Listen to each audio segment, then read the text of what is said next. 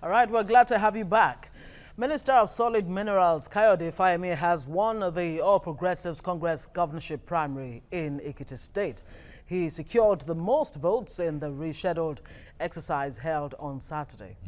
Now, the former governor secured 941 votes, beating Shegoni, who had 481. Kayode Ojo had 281, and Olufemi Bamishile got 179. Oluyede Oluwole got 121, and Aluko Olugbenga got 86. Despite withdrawing from the race, Babafemi Ojudu still managed to get 10 votes. Yes, indeed. Now, the chairman of the Primary Election Commission, Tanko Almakura, commended the voters for the impressive turnout and conduct of that particular primary. Well, Dr. Ojo is still very much with us here, and we're being joined via Skype by the former Deputy Chief of Staff to the Ekiti APC Governorship candidate, Kayode Fayemi, in the person of Majid Jamiu. He should join us very shortly, as soon as he can. But Dr. Ojo, thanks for remaining with us. Okay, Fayemi, is he the man for the job? Is he the man that will take Ekiti from the PDP? Unfortunately, the concern of an average person in Ekiti State is not whether somebody is going to take over from PDP or not. The major concern is how do we get better welfare? How do we get some of the salaries paid? How do we get investors to come into our state? If you had ever visited Ekiti, it's a civil service oriented state, and the population keeps increasing. This is not where they used to be. So there's a need, and they house a number of higher institutions. To a certain degree, that has also encouraged people to go to school, either you like it or not. So a number of graduates here and there.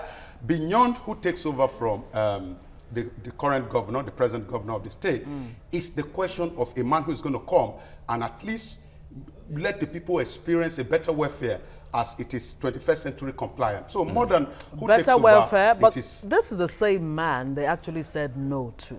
He had been governor once. Yeah. He had one term. And yeah. Yeah, exactly. So what has changed? the nature of Have the man, people of really. Ekiti changed in such a way that they'll be more welcoming of a Fayemi second time around? You wouldn't know. The performance of the sitting governor would determine that change, because the nature of man generally, if you have a government like we have now, I'm sure that we're not totally satisfied with what we're having now. We are yearning for perhaps a better person in government or a better style in governance. That's what we are yearning for now. So if we have somebody who comes and performs, if we have somebody who comes after this present government in Nigeria now and underperforms, then to a certain degree, it has given the present governor and government an opportunity to come and say, oh, I told you that I could have done better. So the belief of the people of whether they have changed or not is dependent on the performance of the sitting government. Okay, let's have Majid Jamiu join us now. He was a former Deputy Chief of Staff to Fayemi when he was governor, and we have him join us now on Skype. Majid, good morning. It's good to have you join us right now.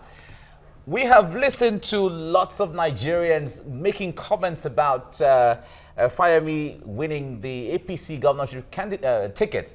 Now, a lot of people said when he lost the governorship at that time, he didn't understand the concept of stomach infrastructure. But he has gone to school to learn what stomach infrastructure in Ekiti is right now. And that is what is bringing him back. Let us hear from you on that. Like Fayemi said himself, he told Nigerians that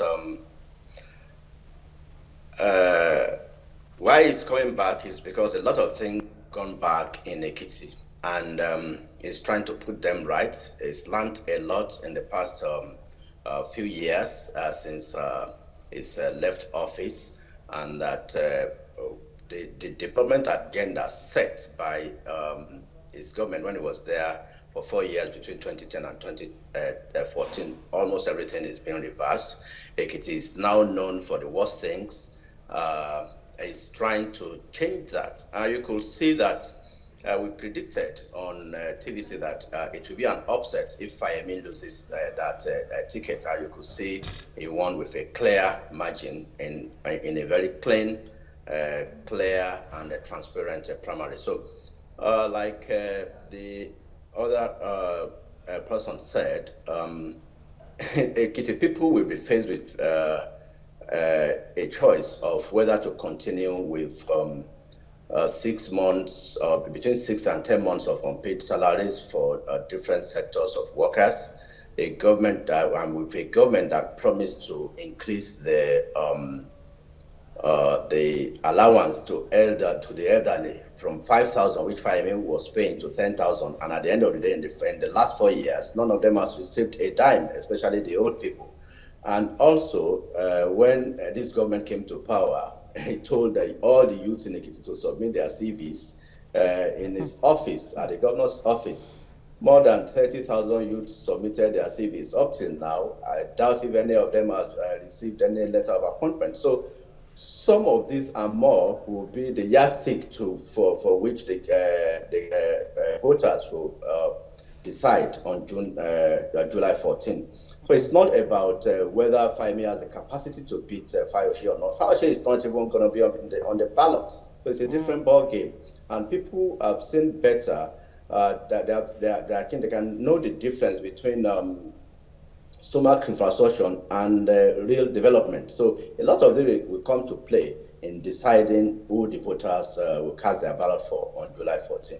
Let me stay with you, Mojeed. Let's even talk about the process, that brought Fayemi on finally as the governorship candidate of the APC. The first outing, of course, didn't go down very well. It left a very sour taste in the mouth of many Nigerians. A lot of the other contestants had issues with the Fayemi, saying that, there was the power of the center behind him and all of that, unfair advantage for him, and he has finally emerged. How will that play out going forward towards July 14? We had a very credible exercise on Saturday. I was there, and I'm still in Ekiti as I speak. And you could see after the botched primaries of May 5, the rerun, so to say, or the repeat of May 12, just last Saturday, 3 days ago. You could see why when the results were announced, almost all the aspirants that were present embraced the winner and actually congratulated him. They were led by, you could see from the video, from the what we are seeing now, most of the appearance you can see Fayemi Bamidele and a host of them at the back, standing with him while he was being presented with the certificate of return. And just yesterday, Sunday, the candidate, Dr. Kaode Fayemi, visited more than 12 of the aspirants. And I think the process will still continue. We visited Shivshegun Oni, Gbenga Aduko, Kaode Ojo, who came third, and so many of them, even Muyiwa Olumilua, the son of the former governor, was also visited, as well as Ambassador Wole Oluyede, to mention a few. He visited 12 of the aspirants yesterday, and they have all this, and also not to, I won't forget to mention Richard, the former speaker, Right Honorable Richard Bamishile. So, and all of them, they have issued statements congratulating the candidates and also accepting the result of the primary, which was seen by everybody to be clean, clear, and very transparent. So there's no way, if a process is each free, if you believe in a process, if a process produces, if the result of a process is credible, then it will be almost impossible for anybody to question the outcome of such a process. And I think the after effect of the primary, which a lot of people thought would cause a lot of crisis within the party, is being resolved even faster than we expect. And I think it's a good development for the party. All right. And I hope that this will continue. Okay. Doctor, let me come to you on this. Governor Fayoshe has said, he made it categorical that whoever he supports is the person who will win the election. So technically, it is he is in the battle too. Now, are we seeing this as a battle between Fayoshe and Fayemi, or between PDP and APC? It's actually a personal battle, whether we like it or not, truth being told, between Fayemi and Fayoshe. It is understandable First, if you look at what is playing out, I think from this side of Nigeria, this is the first time a sitting governor will support his deputy to take over from him, at least as far as I can remember, from 1999. So that underscores the importance of the election to him. And you all know what happened in the last election between Fayemi and Fayose. Now, I want us to use the word understand. It's like former Governor Fayemi has come to understand the place of, I don't want to use the word stomach infrastructure, of engagement with the people. He's no doubt a very civilized man, very gentle. But again, what the people mouth that they want is different from what they really want in the real sense of it. A man is telling you that, oh, I need good governance, I need a man who's going to turn my road and all that. But on the day of election, he may not likely go out there to vote for that same man. He's going to go out there to vote for a man who can satisfy his pocket at that present moment. And this will still Is continue. that at the root of Nigeria's problem? Of course, where it's one of the problems. the people believe, look, this is what we want, and then you need a leadership or a leader who can say, look, my people, this is what you really need, and this is what I need to give you. It may not be popular now, but down the line, you would thank me for it. You know, I have said it before. As long as we have people who are always interested in second term and third term, nobody will want to risk that. And this is what I mean. If I know that I'm going to come for 4 years, and if I remain unpopular, let me be unpopular. But let me do what the people actually really need. I don't care about the next election, because it is certain that a man who is going to do what the people really need will not get the second term ticket. It is certain. But not in this style of ours, where a sitting governor wants a second time. He will be forced to do exactly what the people dictate to him. And that is why till tomorrow, is going to stomach infrastructure, pocket politics, politics of poverty will continue to be popular until we have a man who stands out and says, I'm not going to play this politics, or plays the politics initially and gets to government and say, oh, this is how I want to run my government. But with the way our structure is now, because either we like it or not, if at the end of the day, if the former governor Fayemi wins election, Aso Rock is going to jubilate. Because whosoever is coming out to be president in 2016 is certain that to a certain extent is going to get that state. Yeah. So even people outside of Ekiti State, we want to do everything possible to ensure that to a certain degree that their candidate wins. So it's going to be a very tough battle between Fayemi and Fayose. Okay. Jamiu, let me come to you on this now. A lot of people feel that Fayemi has the backing of the federal government, and that is what is giving him an edge over everyone else. Azuko, I won't agree. I won't agree with that. Okay. Well, go ahead. Go ahead. Yeah, we're all living witnesses to what happened at the presidential primaries that produced President Muhammadu Buhari. The person who was perceived to have spent the largest amount of money came third. Atiku came third. He was perceived to have spent the largest chunk of money to prosecute that process.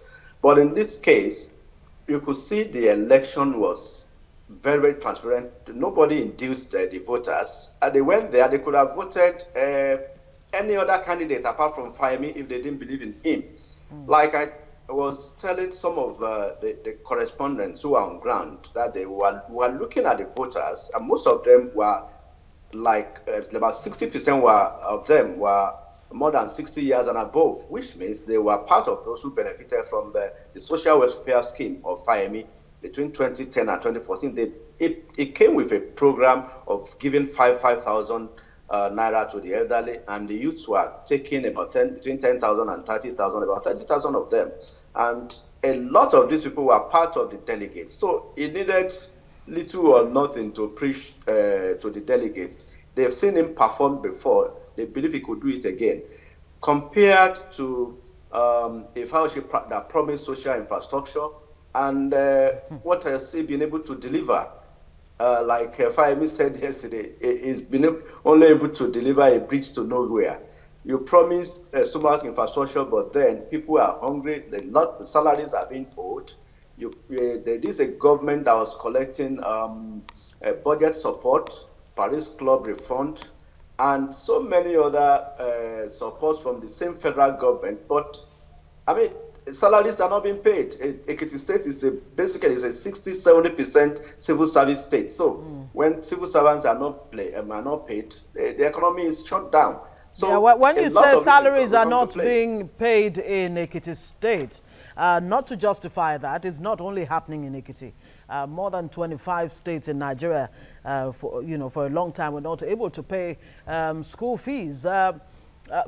Salaries. Salaries, exactly. And speaking of school fees, actually, WAEC, the West African Examination, Council results have been, Ekiti has actually topped it consistently for a number of years now. Not to speak for whoever, Fayose, but are you saying that categorically that the Fayose government has not done anything that may want to give the people confidence to give his man the ticket for the next term?